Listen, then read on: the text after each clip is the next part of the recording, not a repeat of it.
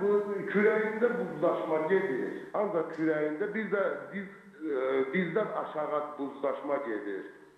Biz onu bütün analizlərimizdən hamısının çıxmışı qan analizi, heç bir problem çıxmıyor. Bu ancaq elə tüpürük kimi tutur, analgin dimidrol vurulur, belədir. Onun dozası keçənə qədər bir yaxşılaşır, ondan sonra belə bir vəziyyət yenə başlayır. Çox sağ olun sağlığınıza görə. Hər şey yaxşı olsa, yəqin ki, elə olmaz.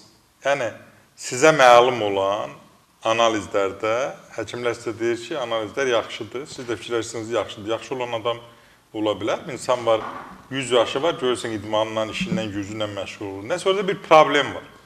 Bu problemi axtarıb tapmaq lazımdır ki, bu sinirə bağlıdır. Ola bilər adicə beyində görürsən ki, türyəhərində olan dəyişiklik, orada bir olan atrofiya təsir elə bilər.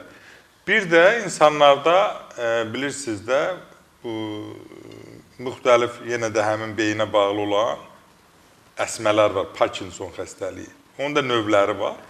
Parkinson xəstəliyinin elə növü var ki, tək əlin əzməsi deyil, yeriş vaxtı, yeriyən zaman birdən tormuzlanır.